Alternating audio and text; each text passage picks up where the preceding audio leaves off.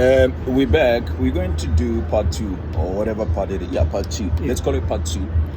The first part we were talking about, it was when the ex-wife was sharing her story, her side of the story, giving us perspective with respect to what the drip gentleman,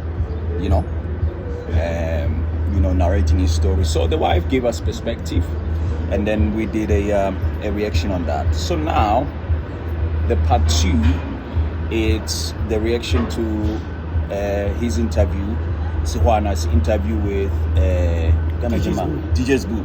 Yeah, Sehoana's interview with DJ Sbu. Yeah. So, what we're trying to do, ladies and gentlemen, is not to bring the guy down or anything, but really to, some of these stories don't really make sense when you listen to them. For some of us that have been involved in business, or are involved in business, either or. Some of these stories don't make sense. There's so many holes in the narratives that these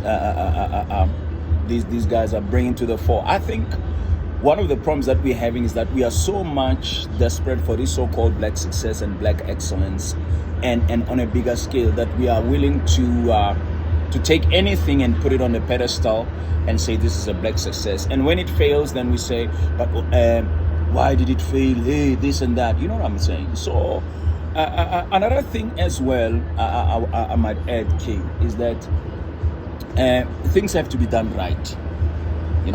Any businessman that is worth his salt will know that the way this business grew so quickly in a short space of 5 years, and the kind of amounts of money or kind of advertising. I mean, they were on billboards, and the kind of sales that they were making. I mean, you could even go to the stores when they were still there. You didn't really see a lot of people, really. I do have a pair of drip, by the way. I do, a black one. I do have a pair of drip, a black one.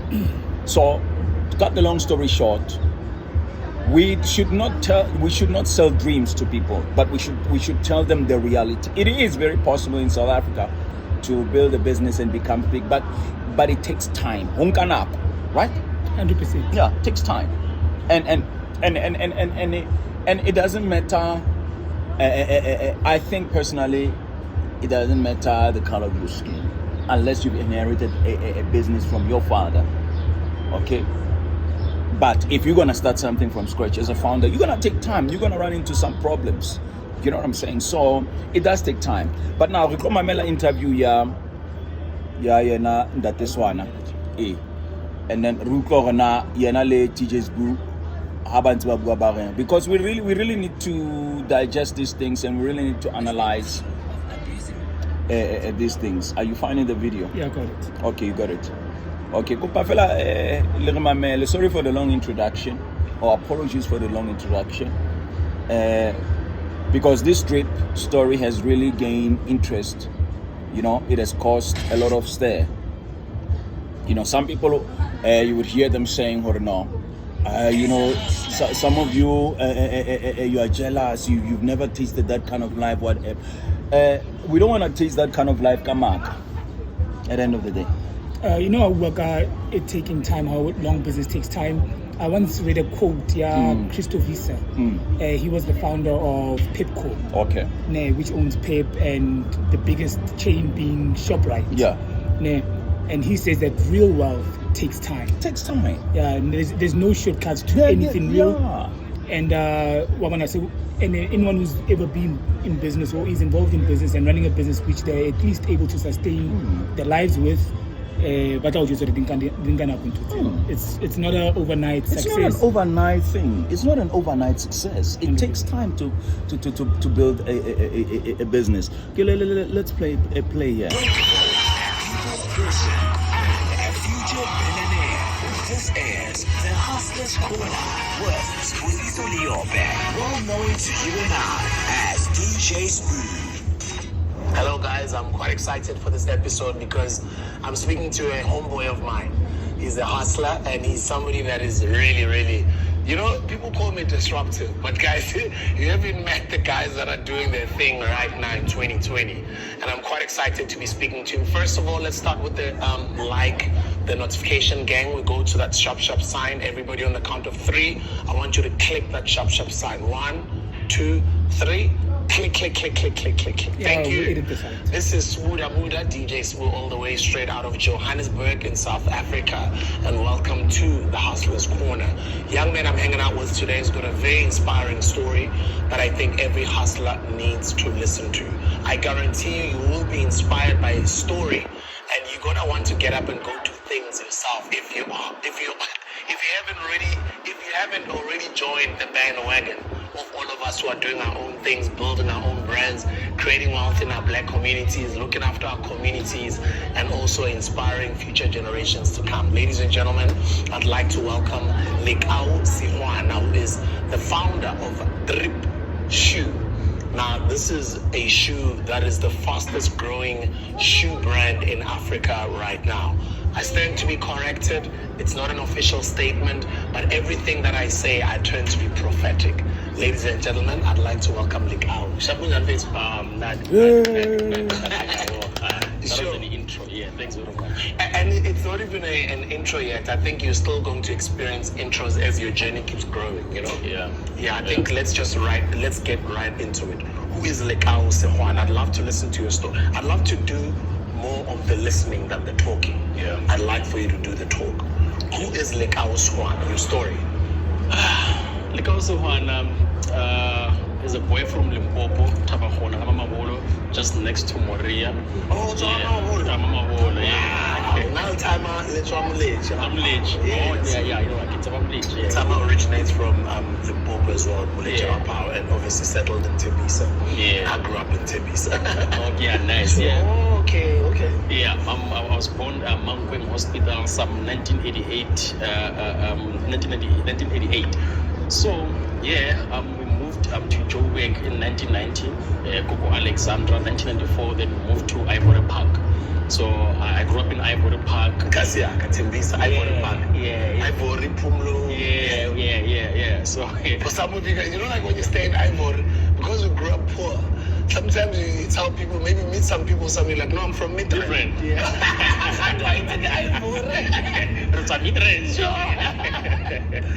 Yeah. So I'm from Midrand, you know. It's Ivory. And I grew up there, did my primary school at Ebony Park Primary School. My high school years were at Eqinisweni Secondary School for Ivory Park. And yeah, just a normal kid, you know, growing up in poverty and informal settlement, you know. Did my matric in 2007. I failed my matric, 2 subjects. Wrote again, 2008 I passed, you know. I didn't go to school then. I was just now hustling, you know. Someone told me piece job here and there, you know, those type of things. So yeah, I'm just a township boy from Ivory Park, you know. Yeah. It's interesting because Ivory Park, some people don't know, Ivory Park is a squatter camp. And there's classism, obviously designed by the apartheid regime from back in the day and how they dislocated different black communities. The lighter skinned ones, they classified them as coloreds, they divided us. And also in the townships, you've got the 4-roomed houses, the townships, and you've got the squatter camps where people just come and build for themselves. And that's classism right there. Like my business partner whom I started more fire with was P-Ways from Kliptown. So we also grew up in a squatter camp. And when we tell the story all the time, people get surprised with, oh, amongst yourselves, you guys also class each other. I'm like, yeah, because us, we grew up in the 4-roomed houses. We also used to look down upon people that grew up in the squatter camps. Yeah. Because then there's the squatter camps, and then you've got the faraway places outside of the cities, which are more rural. Yeah. Where unfortunately, a lot of our brothers and sisters are struggling even more. Yeah. But meaning that you've had to struggle even more than people like us who grew up in the 4-roomed houses. I mean, tell us about some of those struggles that you've had to endure. One of the struggles that I had was that we didn't have electricity once everyone else had, you know. And when people started building their own houses, we couldn't because that is not a formal place. And coming back from school, I used to be laughed at because like I was staying in a tiny shack, you know, like I'm very, very, very informal place. And I had to isolate myself a lot of times so that I can just be with myself because I was tired of being laughed at, you know. So I just distanced myself from so many things. So I started reading books, reading magazines, you know, and it was really tough because not only did I come from that informal settlement, but I couldn't even afford clothes as well. So you could tell already this one is different from the rest of the other kids, and I started like being conscious about that from an early age, or I'm actually different from the other kids, you know. So it actually is something that is still bothering me even today. You know, when someone says, settlement, it's very emotional. Because it's something very, very close to me and that I had to go through myself. And I didn't have a normal childhood like other kids because they didn't talk like nene. I get what's about one of the problems that we face? It is to always want to identify ourselves with our past more than where we're going. I've got a problem with that. Yes, I mean, electricity. For room houses na electricity. It's about school. I mean, stove samasha. I mean, where I come from. Yeah. You know what I'm saying? I understand. Yeah. So. I mean, he even says that now, and this is not a criticism, but just to point out something we to, we cannot always, you can't move forward looking back.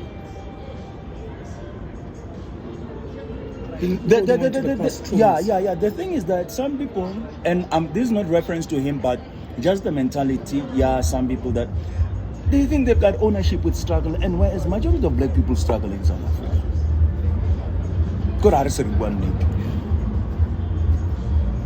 So we should not put struggle and past on a pedestal all the time. It is where we're coming from, but the most important thing is that where are we going? It's just something that I want to point out. No, what I understand. Now I really can't talk on I never grew up like that. Yeah. Fortunately, now my circumstance, my mother, the timer, you know, I grew up much softer than that. Yes. I've never not once slept hungry. I went to school, I was always fully clothed. So one of those kind of pronouncements now I can make because I can't relate. But look, you know, actually till today he still gets touched. We suffer only as a result of holding on to, you know, past things that happened to us. Lena's environment, it's where he comes from, but it doesn't necessarily define who he is. And it should not. It should not. He should be able to move on from that. Look, you know, when you make reference to the past, it always should be a matter of, this is where I'm from, this is where I am, this is where I'm headed. Yeah. But when just as a marker of how far along you've come, you know, so with regards to that, it's all about to say. Okay, all right. Let's move on to this thing. I just press play. Okay. So I was laughed at because of that. Yeah. And it does. It affects your self-esteem, right? Yeah. It did. You couldn't date like in other kids. What I miss a guy like can't even tell other kids from school or you like a guy. You know, just have to disappear. You know, during times to go home, they can't even visit your home. No one actually visited my home except only a few who actually accepted me, you know. So yeah, that is where I come from. And then maybe how many kids were, maybe any siblings? I have 4 siblings and I have 2 older brothers and my little sister as well. Guys, a shack is something very small that is built zinc. I'm sure a lot of South Africans would relate, even though a lot of you guys have not lived in a shack. Take us through an experience of living in a shack, because you've got other siblings. You've got little lady, Kapa Matswadi, you know. Let's get into that, because I know we know shacks, we call it shacks or kuku or squatter camps, but I don't think a lot of you guys have stayed in a shack. What is the day-to-day experience of staying in a shack, especially as a family? there's paraffin, like a Prama stove. So firstly, your clothes I are know smelled there's a Prama of stove. paraffin, I know you Prama stove. And secondly, my mom would only sleep with my little sister on the bed. Me and my three Gas stove, brothers I would know sleep gas on the stove. floor. Because like there was no space, we didn't have TVs, we didn't have anything. When we wake up, we have to wait for each other or a before they was together. So that is us. During rainy days, it was bad because like our shack used to pour water inside. There to hug up the bag, so that the water can actually not, go through where we would sleep later on. So that is the experience that I've actually went through in life. So very, very bad. Crime was very rife there. Like when you're sleeping here, you can hear someone actually passing or peeing on your shack outside. So that is the reality that we actually live in. The smell. Yeah. Sometimes you have to wash while your siblings are here. Yeah. And then the timer, your father? They divorced in 1991. I was only 2. So like my mom has been raising us ever since. Yeah. And then how's your relationship in time? Interesting. I didn't know close to non-existent. The wife mentioned that even after they were married, she never knew the mother was living in squalor. So that's why Kibots are happy.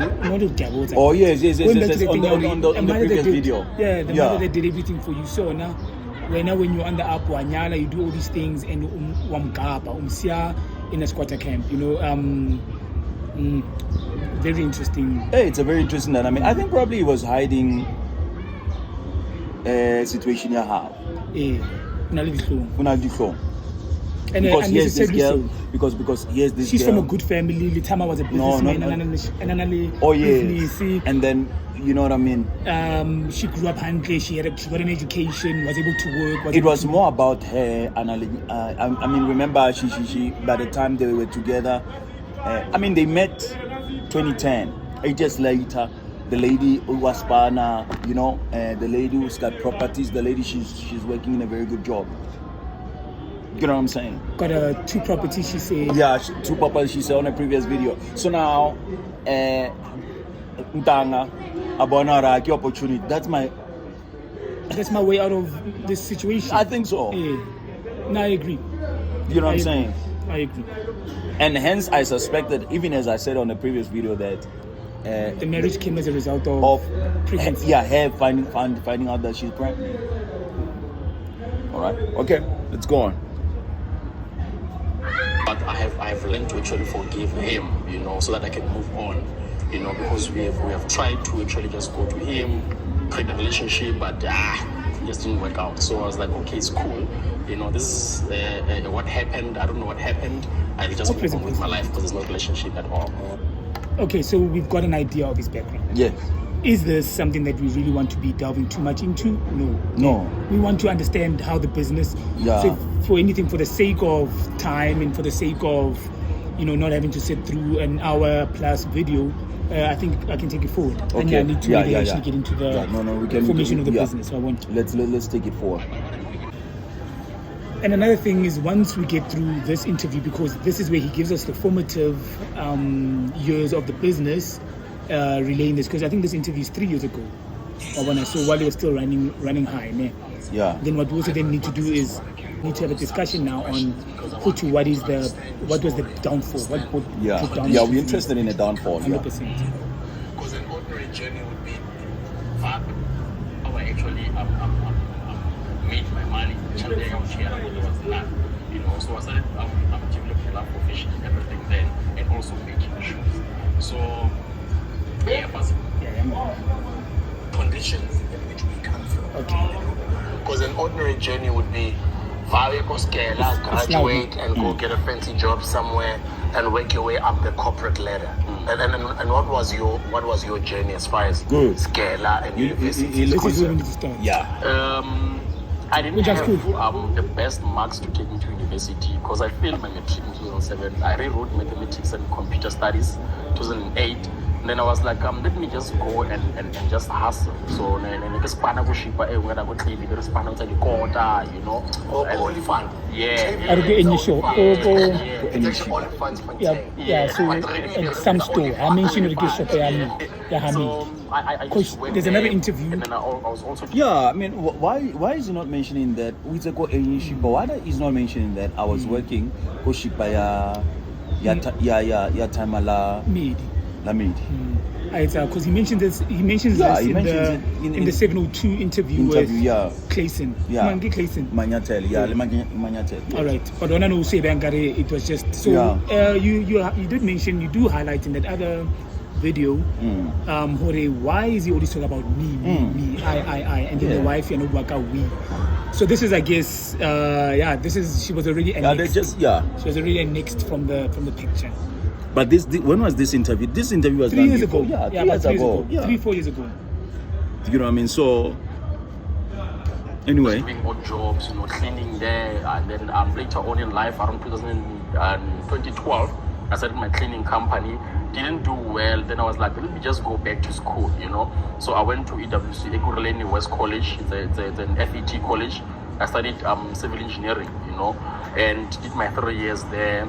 Then 2015, I got a job. I was now starting to actually, be a part of the economy. I was just now working, gaining experience, and that is what happened.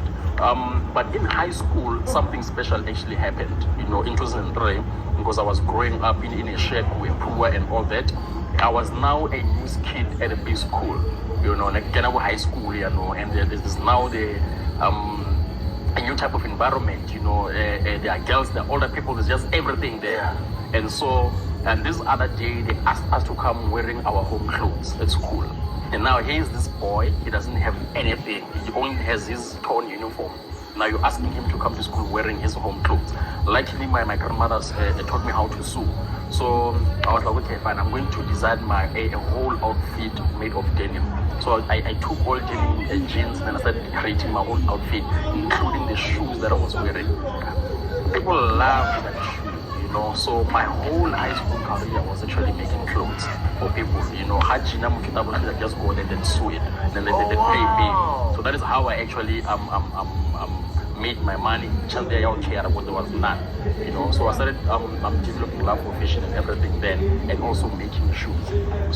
Making shoes. Yeah, fast forwarding to when I was now working at a construction company. I was like, maybe I should just go back, into fashion, to my first love. He was making shoes in high school, and then I looked at about to, a torn jean. He would sew it. So now these small cakes. Okay. But yet again, it's a story. We're not even gonna. That's fine. Of what I actually loved and what I used to do in high school. And when was that? That was 2017. 2017. Yeah, 2017. 2017. This is just the early days of Mofire. That time, we are starting. Then maybe let's merge the timeline. 2017. Had you heard of Mofire at the time in 2017? Aye, man. So how about 2017? So he's already with a woman. But Jola now seriously 2012, according to her. But why? Sorry, not 2012, 2016. Yeah. Nah. So he's not mentioning it. He's not mentioning any of it. Okay. So But why? Why is he not mentioning it? I think by this time he's already successful. Obviously, during this interview, he's already cut her off. He's already cut her off. So what I'm thinking, 2017, he was working his civil engineering job. I don't even know. Please, what certificate do you get in 3 years? He never went into varsity of the school because there are just too many holes, man. There are just too many. The wife says he never worked. The timeline doesn't add up. The wife says he never worked totally. The timeline doesn't add up at all. Yeah. So, 2017, this is when he's going to decide to go back and start his passion. Yeah, which is fashion.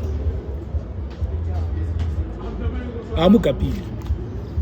He's cut her off. She's not part of the story. Like I'm inspired by you. I'm inspired by your hustle. So I have seen like the prototype or the first can that actually posted back in the day when we were starting, I think on Facebook or something like that. So yes, I was following the Mofire story. I was there. I saw like the can, and yeah, I've heard about Mofire then. And it's interesting because you seeing Mofire and you're about to start your thing, and this is 2017. It also says that you now being here and starting your thing, there's other Lekaus that are now watching you as a Sbu.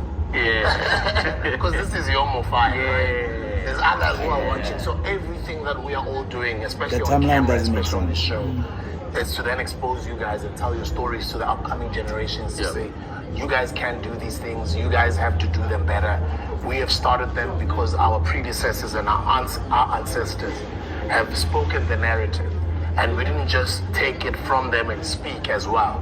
We also acted, because it's action, guys. You must act. No matter how much you can dream about it, no matter how much law of attraction you can try and apply, but if you don't act, nothing is going to happen, because action changes things, right? Yeah. And how did the maybe how did the drip idea come in your mind? That you can 100%. design your own shoe, you can have your own business. So the construction company and then you've got this entrepreneurial bug. We have skipped over the BS. 2017, the entrepreneurial narrative has started in the country. All of us are making noise around entrepreneurship. I want to know what was going on in your mind and how did you start, and take us through the story of how this beautiful shoe started. What happened then was in 2018, early 2018, I was about to get married in April 2018. So like the company that I was working for, I had a project in Social Ngube, and it was construction of a school there, refurbishment of a school, and they couldn't give me leave for me to actually go and prepare for my wedding, So like my fiance then had to just go out there and then just do everything by herself. So I quit my job, so that I can just have the time to actually plan my wedding, So it was fine. Yeah, I actually sold my car. I was driving a BMW 1 Series. I just like, but I had saved money for my. Mashai.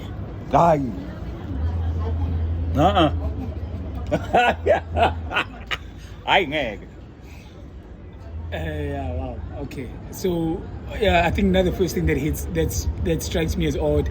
How do you quit your job because they won't give you leave to go organize your wedding? Alinyali number one during the week. Ne. And these are things that you do on the side. It's got nothing to do with your employment. So he quits full-time employment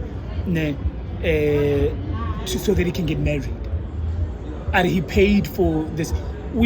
So look, yet again, we're just talking on what he's saying. How does he buy a car? How does he buy a car after? No, the wife on the other side, they couldn't even afford a car because they had to move into the parents' house. Yeah, he couldn't even afford a car because of his bed. Unasaspani 2 times. He's been unemployed according to her, and then yena 2017, 2018, kya spanning. It was a project. Yeah, he was working for a company. Construction. Let me ask you a question. Yeah. How much does a junior engineer get? And mind you, this is not, I don't believe in no way that this is like real engineering. When I say real engineering, I'm talking like degreed engineering. No, it's not. Do you understand? It's not. Those are the ones who in the long term make that real money, that real engineering money with experience. And then you have to become members of the engineer. Look, I stand to be corrected in terms of whether a diploma engineer and a degree engineer have to register with the same bodies. Yes. But we're talking about a guy who already academically scaled up. He wasn't a promising student. And then in the FET, then we'll have to ask the acceptance criteria. Yes. Okay, he goes into the job market. Let me put it in this context. Degree engineers will probably have 1,000 every year. I'm just making a number. 1,000 every year looking for work. FET engineers, because by the sounds of it, they say you get into the institution. Okay. Anyway, it means that there's 100,000 of you vying for the same job. So the salary offering is not going to be anything substantial to the extent you buy 1 series. You can't. So he says he sold the car. Did you buy the 1 series cash? Did you? Because even if he did get the car on credit, he got financing for the car. How much value? There's no profit in a car. It's a depreciating asset. Just too many things. Yeah. Must go back. So Jinda Spani. so that he can marry. My wedding. And then but then also the my wife car, organized so I just everything. have much more backup nyana. So that after the wedding, I could just go and look for another job. Oh, you know, you put it so after throw, you know, But then you transfer me. for the responsibility. Yeah. I need to transfer me. I think so. If there's any car that was ever sold for this wedding and all Thank you very that, much. transfer me. So, yeah, I quit my job, planned the wedding. Wedding comes 22 April 2018, get hitched. Then after that, my wife now goes back to work. Now I'm home. I don't have a car, you know. Sitting at home. You know, when you're a hustler, guys, there's things that you need. Yeah. Cell phone, data, Yeah. car, petrol. I Sbu interrupt that too much. He's embellishing this thing. Laptop and cell phone, the airtime or shop. Yeah. So when you don't have a car, Yeah, I don't have a car now, you know. So I'm now sitting at home, you know, just moved into a beautiful Praise apartment, you know, and I'm like, The most important things, obviously your company is registered, but self-only data. Transi is not the major thing in the world. There's taxis for that, there's a bus for that, there's trains for that. So, I get a train, how train, just maybe you traveling from wherever to Pretoria or whatever. So a car it may not be, it's not the focal point. You don't need a car, and I'm only saying this to, for other aspiring entrepreneurs out there who want to start a business. Okay. Yes, transport mobility is more a convenience than a need for you to start. And also your business have to be at a certain stage for you to really need a car. Yeah, 100%. To move around the way you need to move around. Otherwise a cab is just as cost efficient as you may need it. Okay, anyway. fine. What am I to do with my life right now? I know what I'm a hustler. 30 businesses I've failed. I've done everything. I have so many registered companies that So everything you've done, you failed. Yeah. What else what I mean? You know, like I look back and my name is attached to so many companies that failed. You know? Yeah, I have that. We don't give up. Yeah, we don't. So I was like, okay, fine. Let me just create a poultry farm. So I went there, then we created a poultry farm, started selling chicken. 5,000 chickens. Some died, but Lies. we failed as well. Of course. Lies. In that 702 interview, he speaks about getting with a lady who I think had the capital for a farm. Yet again, 5,000 chickens. 5,000. And mind you, this is all within a space of 2018. Because about drip for it to be what it is. There's no work, there's no mention of drip. There's no mention. He says he's run all these businesses and they failed. What? Because he's only mentioned the business here, the cleaning company. Leona, I don't know how long he gave for that business. How long he tried for it before he can say that it failed. The way you know what I'm saying? I mean, that's the impression that it creates in my mind. That makes sense over years. Sbu is a 20-year veteran in business. He's been we around. all know he was a record label boss. He's been been around. He's tried his launched books. He's gone into public speaking. Now he's on the podcasting space. And so we can definitely agree, because over the years we've been witness to him making these moves. I wouldn't even say he's failed, because you move on from things. It's either you win and you continue winning in that particular business, or at some point you have to move on to something else, or to continue moving forward.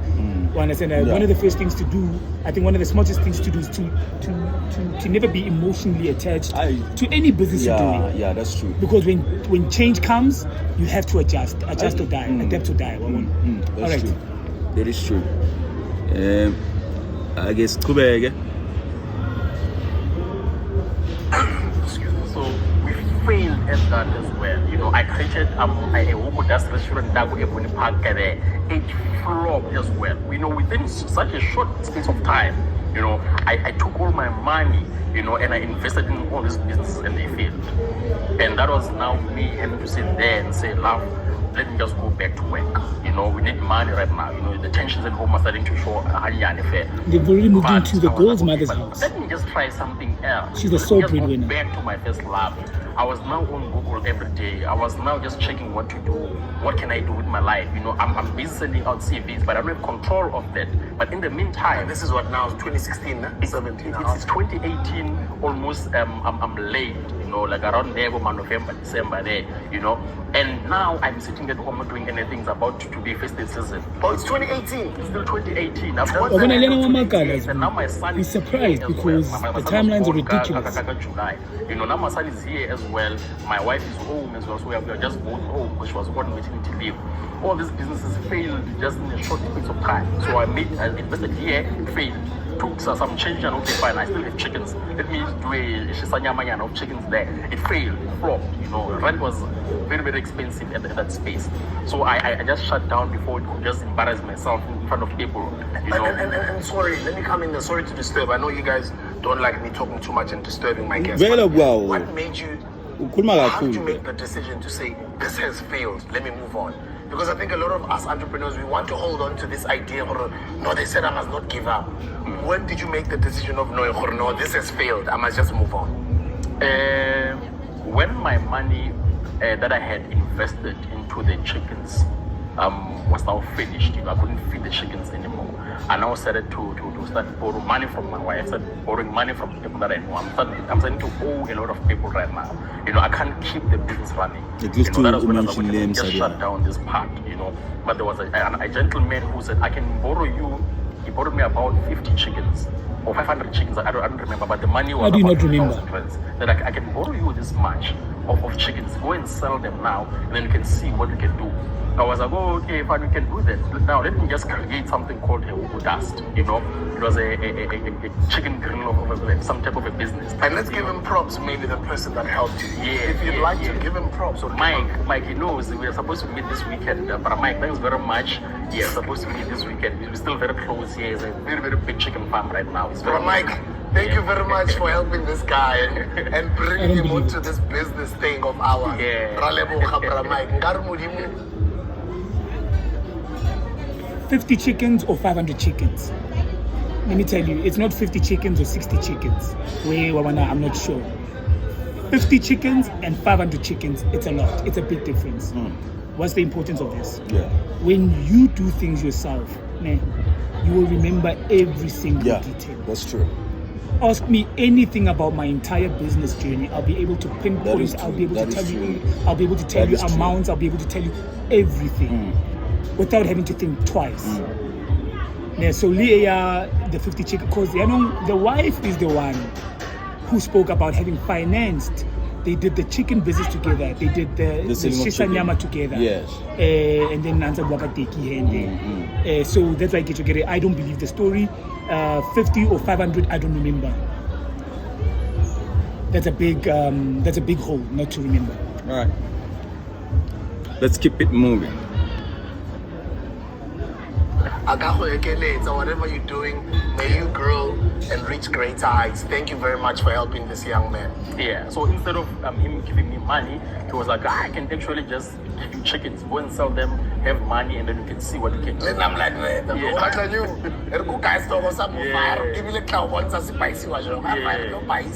So he did that with me. No, let me tell you. I took the money. But Ramai didn't give him those chickens and be like, here's 500 chickens, sell Utabona Rotajwa. That's nonsense. Ramai gave him that and said, listen, I want back 50 rand per chicken sold. And then whatever's left over, maybe they had a profit share arrangement. But Ramai just gave it to him like that. They say that you don't believe it. Yeah, I mean, who would do that? Maybe there are generous people out there. Who knows? I don't know. Ramai himself was struggling.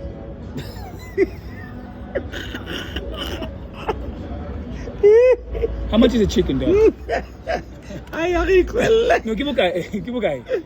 Like how much a live chicken? You know why? No, you know why? Yeah.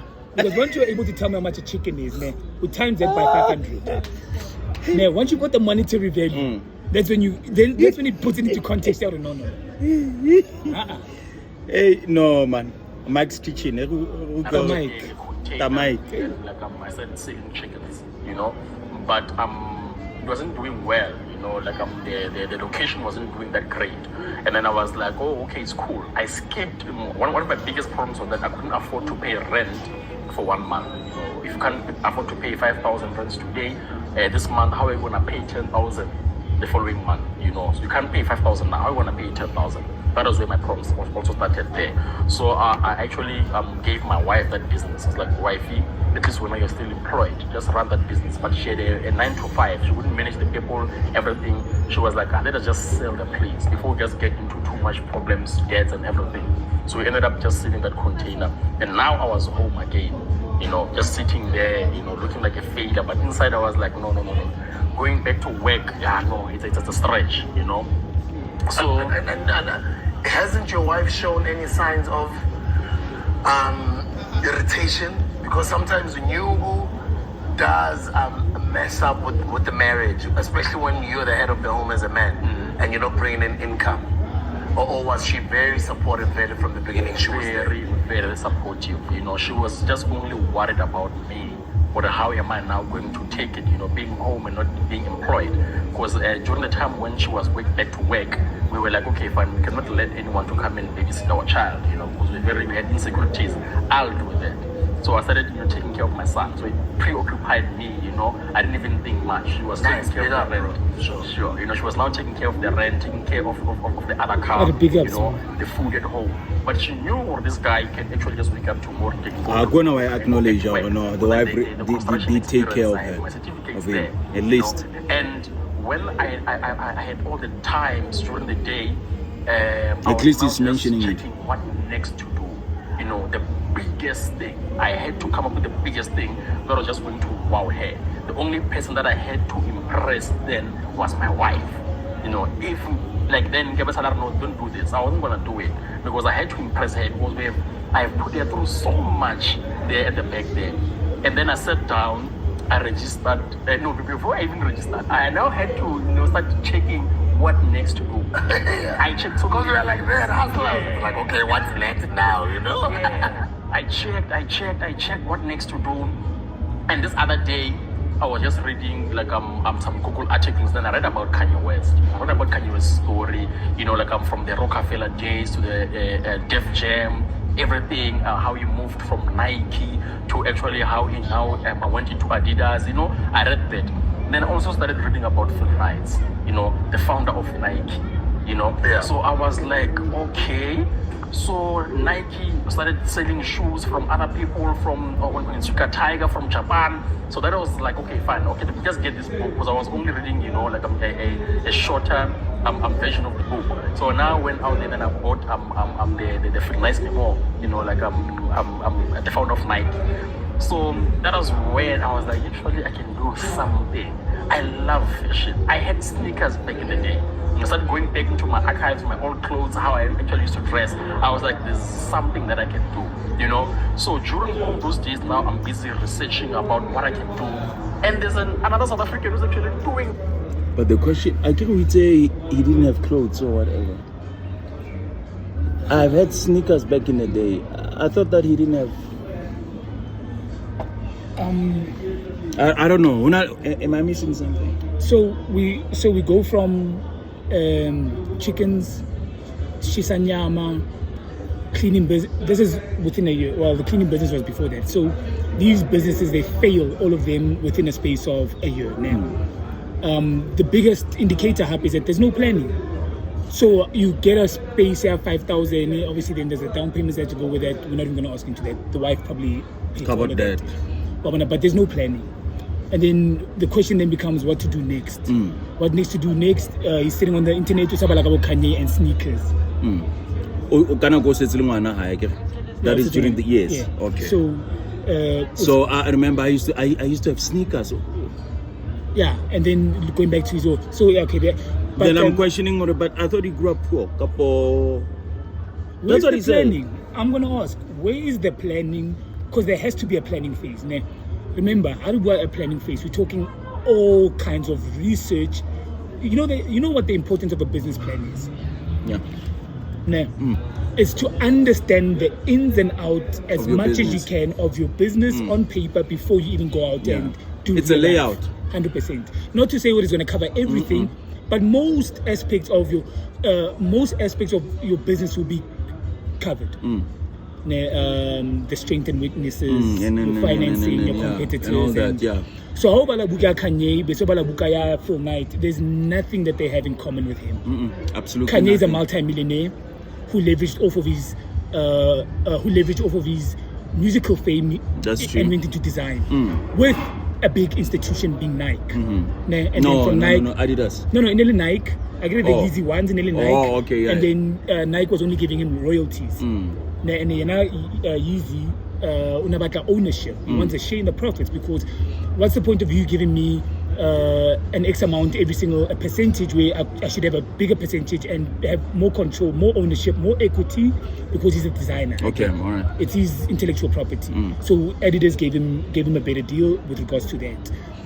Phil Knight with Lekau, he was selling other sneakers, and then realized that there was no running shoe, an American brand running shoe. You understand? But this is someone also from a background of funds. You understand? To be bringing in brands and be selling them to the American market, there's already some kind of funding that he's got, whether it's family or whether he's from a wealthy family, and then to decide that he's now going to start manufacturing his own Nike sneaker, it means now going to China and then getting with workshops. So there's a whole lot of money behind that, and a whole lot of experience already at a ground research level. But when I saw Phil Knight and we're just giving a high level synopsis of it, is that he did his research and he's learning actively while busy with the other brands. That's true. That's about the niche market here, and then there's about push and Nike. You understand? Yeah. As opposed to I'm sitting about what's next. And mind you, this is someone who in 2 years is going to blow up. 2018, eh? Yeah. We're still in 2018. I think 2019 now, because according to his story. Yeah. Okay. Oh, this is 2019. 2019. Okay. There's another dude who's actually doing this, and this is exactly what I want to do. And I think Theo had started, and this is what, end of 2018. Yes. Yeah, Theo was already hustling. Yeah, I was also they got put together with the financiers. Yeah, so now I was starting to put my pieces together. What's going to happen? What am I to do? Where do I start? What can I do? Do I want this? But I was like, you know what? Let me just sit down, calm down, and then just check around what else can I do. I checked, and there was nothing. That idea of having a sneaker was just now, mongering in my mind there. It's like, hey dude, sneakers. I didn't sleep a couple of nights. Then I was like, okay, fine, I'm going back there. So started just checking designs. I'm doing drawings. My first sneaker, I used a known brand's sole. Then I used denims on top. I was like, okay, fine, I just go back there, check soles, So I was just putting the concept in my head. What type of brand do I want out there? Are people gonna receive this? I have so many failed businesses. Those things started happening. And then I sent a WhatsApp to a friend of mine. I was like, guys, I'm going into sneakers now. I'm like, guys, I'm going to sneakers, I'm going to clothing, but I'm going to sneakers right now. Then they were like, okay, fine, what's the plan? Then I give them the plan. When you have an idea, and then cheese, I want to share with so many people, like, guys, I want to do this. So I have a group of friends who were like, oh, okay, fine, maybe it can work. And I could imagine it. So what name can we come up with for this thing? I don't even have the design or anything. What name? And that time, who are you talking to? Who's your partner, or who are you bouncing ideas to? And there's a friend of mine called Alwan, another one called Phonzi. And then I'm always share, even now I have another big project that I'm doing. I always go to them, guys, right now, what do you guys think? So they always give me an honest opinion of whatever that we're doing. Even though I'm stubborn, because I'm a hustler. So they're like, yes, I don't know when's about. So I shared this idea with them. I want to do something like this. So they were like, okay, starting again. So, but then just go ahead, just do it. So, what do you think of the name? So we started coming up with names. There's another one called Sia as well. He's a sneakerhead. So I also went to him, I was like, man, I want to do this. And then they're like, please let us come up with names for what I want to do. So we're like, yeah, Azania, with names like Azania, with so many names. And then I was like, Drip. I think that was a trending name at the time. Yeah, trending. I'm dripping. 2019, Drip was trending. Yeah. And then I was like, Drip can actually work. They're like, yo, it's better. I'm a Drip. Oh, Drip. Getting amused by the most relevant things. You have to change the narrative of people. Need to be getting into the nitty-gritty. Yeah, maybe they're right. But just because they say no, maybe this is the right name for me. Let me just go with Drip. And at the time, I didn't even tell my wife, because I can't tell her, because I put her through a lot. So I was like, okay, it's cool. Let me register this company. And then I went there, CIPC, I registered Drip Footwear, you know. And okay, cool, now the company is registered. So where do I start? I was like, okay, if I need just search for factories, so that I can just have the projections of money. How much would I need? What will they need? How long is it gonna take? How do I establish this thing? You know, so like now I am in the real world right now, whereby I'm like, okay, fine, I have to kickstart this thing. So now it's in 2019 right now, and over festive, early 2019. So I started going to Joburg, calling to Durban, across the country, outside the country, trying to find, you know, factories that can actually manufacture this idea that I have, this sneaker that we have drafted. You know, I went to a graphic designers, let us just come up with this concept, the ideas, you know. We had a logo. The first logo that we made was actually an emoji that just have, you know, the mouth. Oda, he hasn't even told the wife that he's registered a new company. So it goes back obviously, to he's the sole director of the company. Yeah, and he was already in touch with, that's the big part I think he's leaving out, is that he's already in touch with people, with a financing, whoever it is that's going to put this scheme in place. They're already in touch, and now you need to go register a company. He's a sole director. I don't want to tell my wife because I've already put her through so much. Why? So this thing was happening secretly. Yeah, actually he didn't tell the wife anything. And the wife here now busy guy sneaker. So now the wife now, one of you is lying. Because he says that he never said anything. He never told about the unless, well, I mean, let's give it a bit more time, because the wife said already she funded everything from the start. He went and registered the business as a okay, let's hear. Maybe it will come out later. Yeah. It was only just eyes. That was the first logo that we actually made. Yeah. You know. So, but I didn't like that logo because now we had already come up with a design. It wasn't this design exactly. These lines were not here. You know, this breathable to 3D things, they were not here. It was just a plain sneaker like this one, you know. And then the sole was obviously just like this. And then there were no prints. You can see underneath it written drip. So this is the logo as well here. They were not there as well when they came up with the design concept. So I thought, okay, fine. Oh, the footprints on the shoe at the shoe prints at the bottom are the actual logo. Yeah. How dope is this, guys? Wow. Yeah, okay. So all of those were not there. It was just the shoe J, you know. We're like, okay, fine. We just want something that is going to be comfortable. And yeah, I had a few prototypes from a few factories here and there. The design was just, you know, cheap J. So I got the factory that I'm working with right now. They were like, okay, fine. For us to actually manufacture shoes for you, you will have to have one color and a minimum order quantity of 600 pairs. I don't have money, I'm unemployed. They're telling me about 600 pairs, and I was like, yeah, I do have the money. Yeah, well, it's hustlers are always like, can you do 1, 2, 3? Like, of course I can do it. And one guy, you're gonna figure out a way how to do it. Yeah, I was like, yeah, I do have. They were like, okay, fine, it's cool then. But I didn't like how the first logo actually was, you know, because it was just a round emoji.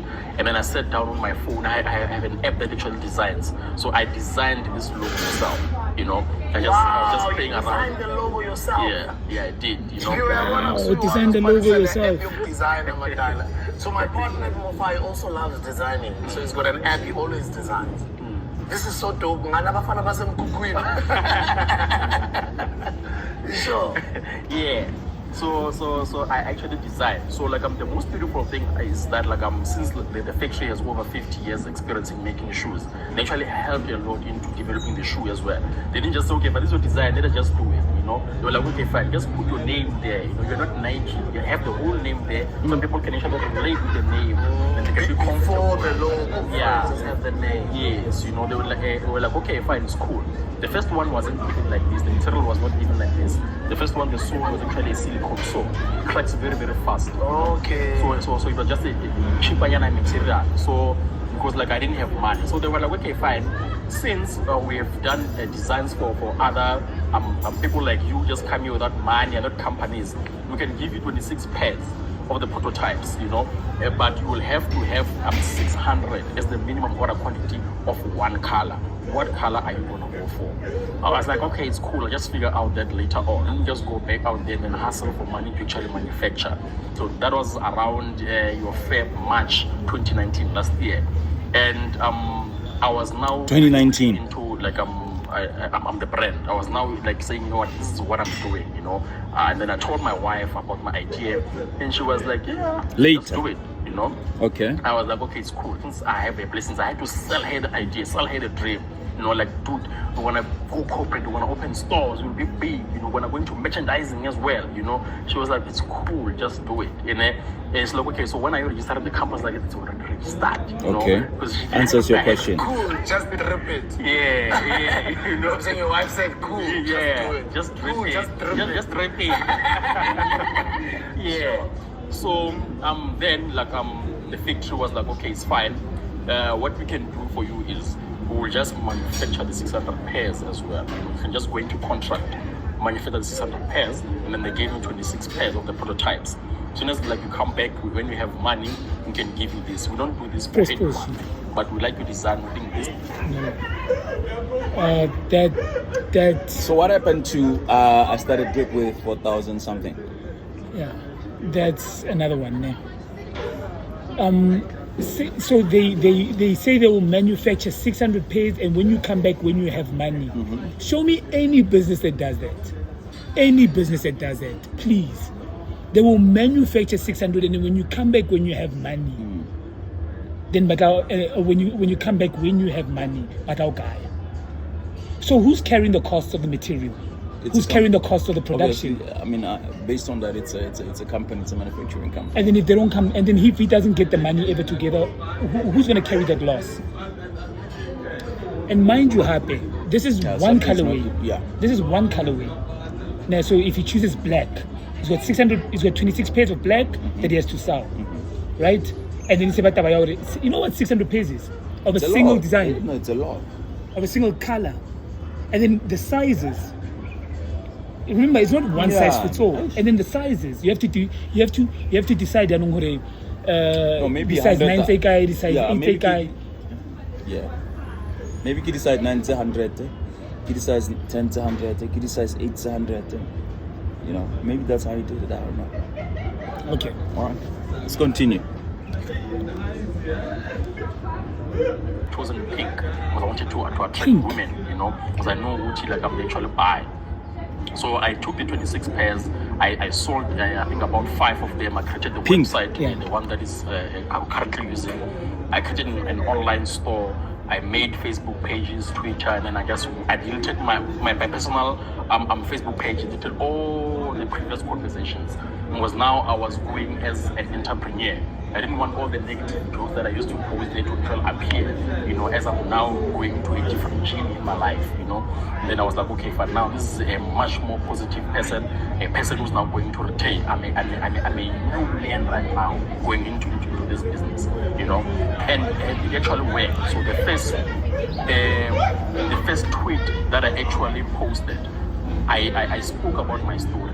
I spoke about how I actually started into the sneaker business back in 2003, and people started retweeting, they started sharing, and it actually blew and it trended. Before the product was even here, Drip was already trending, and the first ones didn't even have the branding because they were just a prototype of the sneaker. Yeah. So I sold the name. So the 600 pairs did not have a name. They didn't have the name. He sold the name 2013. So what he's saying, he sold the name before he even had the product. So he marketed so well that people wanted the brand Basaitse. Basoboni, well, not even Basoboni the stock, but before the product was actually even here. When was this? This is 2019. People know, so he wrote about his story that he's been in sneakers since 2003. And then people love their story so much that story some takona man. Maybe I had to go. No, it's not adding up, and that's what it is. We can't look to make excuses for it. The what we are buying here is Drip. Doesn't have a brand, but I'm telling you, this is Drip. You know. So that is exactly what I actually sold. Would you So buy something people based on that? come to that idea. Started, you know, like I'm doing the pre-order that I was actually telling you about earlier on. Started like I'm paying money, and that is how we actually raise the capital to actually take out the 600 pairs. Oh wow. Yeah. No, Just like lies. the contractors who will sell off plan. Yeah. And use that money to build further. Yeah. Keep selling more Aye. units. Nigga. You know what, bro? Why I speak like this, ne, is because I myself, ne, have extensive experience in retail. Not only just retail, working in a shop. I'm talking retail distribution. That means bringing in brands, ne, signing a deal with signing a distribution deal with a brand, an unknown brand, to bring into South Africa. You understand? Yeah. All of these, and these are so you're dealing with them at a level where now whatever you order, you need to order. There's a whole process, there's a whole value chain behind just a sneaker. You understand which one? That's why none of this makes sense. You get given 26 pairs, but they've already manufactured 600, and then when out of who's carrying those costs? This cost. Because there's raw materials for this. And any business, anyone who runs any business, it's cash up front. If he said, put down a 70% or an 80% deposit, then we can understand, because then it means in that deposit they've covered all their costs, Normally all the materials. Normally that's how they do it. Yeah, you understand that. But not in just so. Yeah, put down a deposit, yeah. Yeah, not in jail, they will give you, and no. So this from my end is that it's these are things that happen in, when you're sitting at home and thinking about a story to tell people, and a made up story. This is what a made up story sounds like. Yeah. There's no real life application for this. There's no way it happens like this. This is a made up story. Because now remember, when you're about to blow up with a brand this big, we need a backstory, a story that people can believe. Yeah. And people that can inspire people. No, something is fishy here. Inspire people beyond reason. That's true. That is true. I think let's pause it there for now. Yeah, because because the battery is low. We'll continue part 2 of this. Continue part 2 of this. Yeah.